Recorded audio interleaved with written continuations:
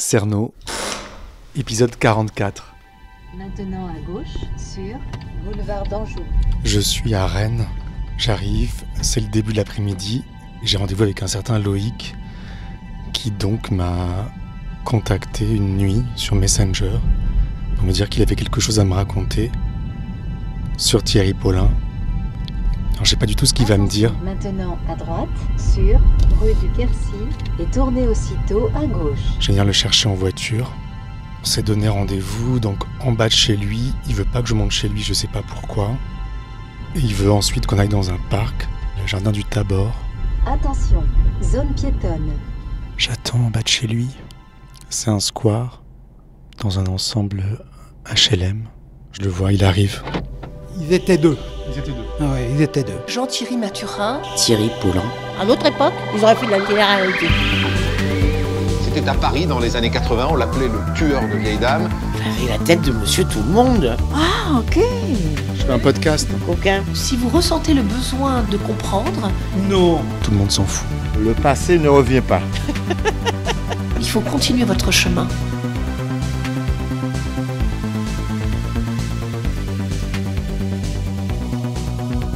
« 3, 2, 1. C'est un monsieur avec une casquette, très élégant, une chemise bleue. Il a une 60aine d'années, je pense. Et une canne en bois. Bonjour Loïc, On te connaît. enchanté. Moi aussi. Ça va? Moi aussi. Oui, ça va bien. On va où alors? Direction le Tabor, le parc qui est un endroit magnifique à Rennes. D'accord, on sera tranquille là-bas? Voilà, tout à fait. On va trouver de la verdure et de la tranquillité, du calme. Tu mets ta ceinture? Bien sûr. Oui, tu vois, j'ai toujours mon micro branché. Bien sûr, oui, je sais. Après, tu Après, je coupe. coupes et puis tu gardes ce qui te semble pertinent Voilà. et ce qui convient à ton podcast, ce qui est très bien. J'aime. Ah, merci. Vraiment, ça me plaît énormément. Et j'aime aussi tes témoignages que tu fais sur Super-héros. Super-héros.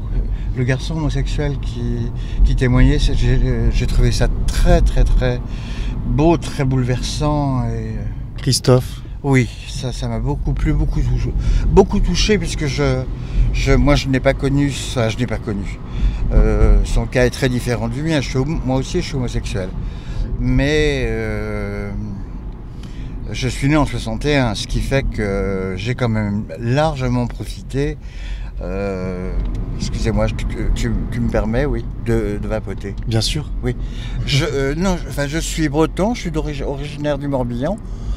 Un très joli petit coin qui s'appelle Crac. En breton, ça veut dire petit monticule de terre, petite butte. Et effectivement, c'est construit sur une petite hauteur. Et alors, ce qui se passe, c'est qu'en fait, moi, mon histoire, comme je te le disais, étant né en 61, j'ai vraiment beaucoup profité de l'avant-sida. J'ai été, entre guillemets, émancipé très très jeune, très jeune. J'ai perdu ma maman qui s'est suicidée à l'âge de 14 ans. Ça a été un drame terrible pour moi. C'est d'ailleurs toujours un drame, puisque je suis malade des nerfs, j'ai une dépression qui s'est installée. À cause de ça? En grande partie, oui, entre autres. La difficulté à assumer mon homosexualité dans un petit village breton qui n'était pas forcément très... Là, j'étais la pédale du village, quoi, donc c'est jamais très agréable à vivre. Et dès que j'ai eu mon bac, j'ai pu dire ouf, enfin... Et donc je suis arrivé à Rennes en 80. Rennes est une ville qui m'a beaucoup plu. Et dans les années 80, c'était un paradis. Il y avait des Parisiens. Je me souviens d'Élie et Jacquenot qui avait un groupe de musique. Voilà, un groupe de musique qui était ami d'Étienne Dao, qui régulièrement venait faire la fête le week-end. Plutôt à Rennes qu'à Paris, parce qu'on s'amusait mieux à Rennes qu'à Paris. il y avait une mixité dans la population, un mélange de gens, de personnes, etc. C'est-à-dire les gens qui faisaient de la musique, les rockers, les punks, les gays, les blacks, les chômeurs, les catsup, etc. Il y avait une mixité à la fois de catégories professionnelles, etc., enfin socio-professionnelles, qui étaient d'une richesse et d'une effervescence, c'était fabuleux, quoi. J'ai vraiment passé pratiquement 4 ans à ne faire que la fête. Et donc c'est là que tu as découvert un peu la vie, ça t'a un peu soigné? Tout à fait, ça m'a aidé à vivre. Tu vas prendre par là. Là tout de suite? Oui. Voilà, donc en 86, comme bon, je te disais que j'avais perdu ma maman à 14 ans, mais en 86 j'ai perdu mon papa. Il s'est fait renverser par une voiture. Enfin, ils sont morts tous les deux de mort violente, ce qui a été dur. Et lorsque j'ai perdu mon père, alors qu'il n'avait pas d'affection pour moi, il s'est trouvé que je me suis retrouvé en 86, vraiment à son décès. Je me suis dit, ça y est, tu n'as plus aucune racine. Là, est-ce que tu peux te garer là, tu crois? Là il y a une place. Eh ben écoute, elle est pour nous.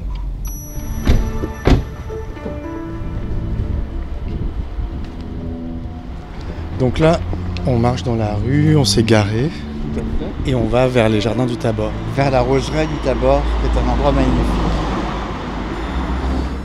Tu es très élégant. C'est très gentil, merci. Je trouve que c'est important, même quand on va pas bien à l'intérieur de soi, de donner une image au moins agréable à regarder aux autres. Déjà pour soi, c'est quand même plus agréable d'être présentable, avenant, que débraillé, etc. Tu ne me verras jamais en jogging, par exemple. Tu veux qu'on se mette ici? Si tu veux, On se met où tu veux, c'est magnifique. Hein. là on peut faire un tour de la roseraie. On serait peut-être mieux à l'ombre, peut-être sous les grands arbres là-bas. C'est très beau. Hein. Ouais. Quand je suis arrivé à Rennes en 80, j'ai fait la connaissance de la chanteuse de Niagara, du groupe Niagara, qui chantait l'amour à la plage. Entre autres, Muriel Moreno, qui était une fille adorable. Et elle a fait une maîtrise d'histoire de l'art. Et son sujet, c'était le Tabor de Rennes. Ah oui, d'accord. Voilà, on avait fait quelques photos ensemble. Mais elle a été reçue à sa thèse, donc elle est docteure en histoire de l'art. J'ignorais ça. Ben oui.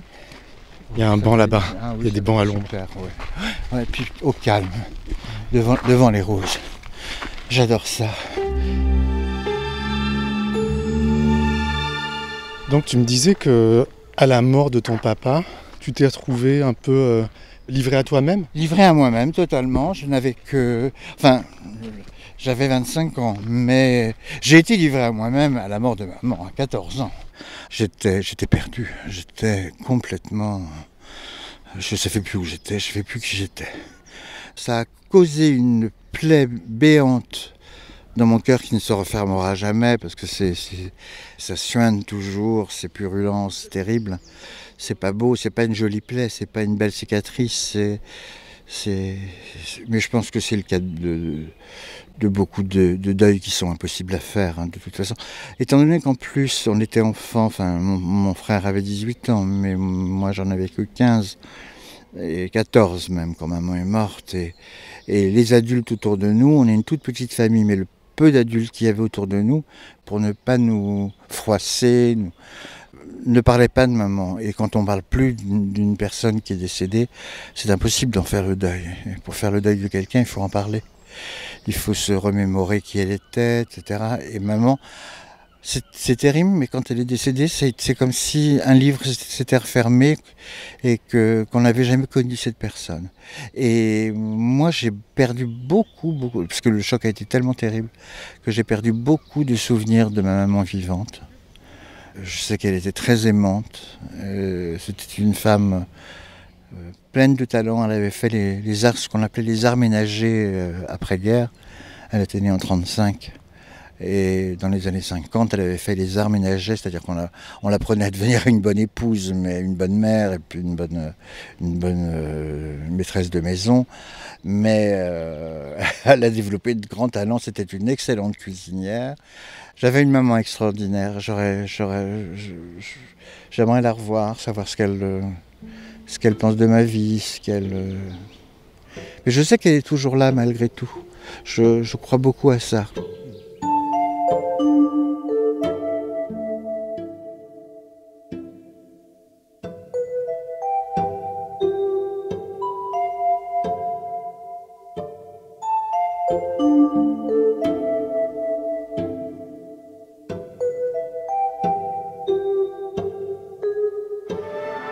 Mon père et ma mère n'étaient pas faits pour vivre ensemble. Et ce qui a causé son malheur, c'était mon père, évidemment, parce que c'était... Et... Pourquoi évidemment? Parce que c'était un enfant de... Ma grand-mère était née en 1892 et mon père est né en 1935. C'est-à-dire qu'elle avait 43 ans quand mon papa est né. Donc mon père était un fils de vieux. Il a été élevé par des personnes qui étaient déjà âgées. Il a perdu son père assez tôt. Et puis mon papa était presque odieux avec sa mère. C'était un petit tyran domestique, quoi. Ce qu'il est devenu ensuite avec ma mère. C'est ça. Voilà, et très capricieux, enfant gâté, enfant élevé seul, donc auto-centré, il avait des côtés très pervers. Bon, c'était quelqu'un qui était très attiré en plus, je crois, par le sexe, parce que c'était ce que lui reprochait maman, et il ne s'en cachait pas tant que ça. Et en revanche, il était d'une jalousie maladive envers ma mère. C'était sans cesse des questionnements, des reproches, mais alors, il n'y a jamais eu de violence physique, mais il y avait une violence psychologique qui était très très pesante, tout le temps. Et à tel point que ma maman s'est suicidée un 28 octobre. C'était pas un hasard, le mois d'octobre était le mois de congé de mon père, puisque étant ouvrier garagiste, l'été à la Trinité-sur-Mer, dans le garage où il travaillait, il y avait énormément de travail. Donc ses vacances, il les prenait en octobre. Et ma maman a mis fin à ses jours à la fin d'un mois où elle était en pleine dépression déjà. Elle était soignée pour ça. Le lendemain, elle aurait dû voir son psychiatre. Alors, est-ce qu'elle a craint l'enfermement psychiatrique, ce qui, quand même, à l'époque, faisait très peur, parce que quand on allait à l'hôpital de Saint-Avé, qui est près de Vannes, on disait Saint-Avé, c'était chez les fous. Et donc tout de suite l'étiquette cinglée ou malade mentale, était posée sur la personne qui faisait un séjour à Saint-Avé. Donc est-ce que maman a eu peur de tout ça? Sans doute que ça a dû jouer. Je sais pas ce qui s'est passé, mais la veille de son suicide, je revenais d'un week-end que j'avais passé à Strasbourg, je faisais partie d'un cercle celtique. On était allé danser à Strasbourg. Mais je revenais de ce fameux week-end, donc dans la nuit du dimanche au lundi. Et puis le mardi, j'embrasse maman comme tous les jours avant d'aller à l'école. Et je lui dis « à ce soir ». Puis elle me dit « oui, Loïc, à ce soir ». Et ce jour-là, à l'école, il y avait un cross de début d'année qui était organisé tout près du collège. Et à un moment, j'entends la directrice de l'école, sœur Odette, qui demande je voudrais parler à Loïc Lemoelle. Est-ce que quelqu'un le connaît? Est-ce qu'il est parmi vous? Alors j'entends mon nom, je me dis qu'est-ce que tu as dû faire une énorme connerie. Je suis allé la voir, je lui dis bonjour madame, je suis Loïc Lemoelle. Elle me dit viens, suis-moi, tu vas monter dans mon bureau. Je dis ça y est, c'est carrément le bureau. Je m'attendais à des heures de colle, enfin je sais pas, j'imaginais un petit peu tout et n'importe quoi. Et avec beaucoup de tact, elle m'a d'abord demandé mais il y a quelqu'un de malade dans ta famille? Je dis non, personne n'est malade. Pour moi, être malade, c'était pas... Et puis la dépression, c'était dans les années 70, on n'employait pas cette expression, avoir une dépression nerveuse, c'était... On commençait à en parler, c'était encore les balbutiements. Et donc, petit à petit, donc après, elle me dit, mais personne n'est fatigué non plus? Je dis, si, maman est fatiguée. Et puis je voyais qu'elle voulait m'emmener vers maman. Et je dis, il lui est arrivé quelque chose de grave, hein, elle est à l'hôpital? Elle me dit non. Mais elle ne me disait rien, elle me laissait... Je dis, mais c'est plus grave que l'hôpital, il n'y a pas grand-chose. Elle me dit, oui, c'est ça.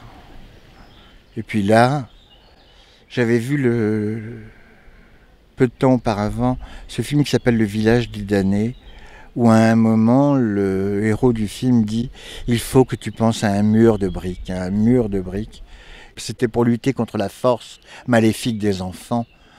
Et j'ai vu ce mur de briques qui m'est revenu en tête, et ce mur de briques s'écroulait sur moi et j'étais sous les décombres. Il n'y avait plus rien, quoi. C'était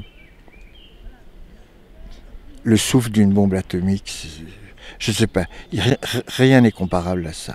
Surtout à un adolescent de 14 ans qui en plus s'interroge sur sa sexualité, qui a besoin d'être rassuré. Voilà, tu vois, ça a été terrible, hein, ça a été terrible vraiment. Et je traîne ce deuil qui a été impossible à faire. Depuis, je vis en essayant de mettre un point d'honneur à ne pas céder à la tentation du suicide. Parce que je pourrais aussi me dire, après tout, tu peux t'en aller. Mais je crois que ma petite sœur, que j'aime trop, ne pourrait pas survivre à un deuxième suicide dans la famille. Ce serait trop. Donc je reste pour elle en grande partie, puis pour les amis que j'ai qui m'aiment, il y en a plus des tonnes. J'ai eu beaucoup de copains, de copines il y a pas si longtemps, mais depuis une dizaine d'années, je me suis un peu replié sur moi-même. Et là, j'ai besoin en ce moment d'un nouveau départ, d'autre chose. Voilà. Toujours est-il que à aucun moment je lui ai reproché d'être partie. Elle me manque, elle me manquera toujours jusqu'à mon dernier souffle. Mais j'espère un jour la retrouver. J'espère la retrouver un jour. À suivre. Qui est vraiment Loïc et pourquoi m'a-t-il contacté ? Si vous aimez Cerno et que vous en voulez plus, rejoignez-moi sur patreon.com/cerno.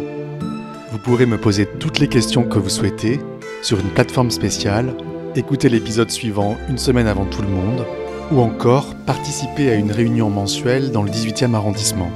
Vous me permettrez ainsi de vivre de mon travail et vous contribuerez à la longévité du podcast. Un immense merci à tous ceux qui me soutiennent déjà. Rendez-vous dimanche prochain et n'oubliez pas, ne laissez pas traîner vos grands-mères.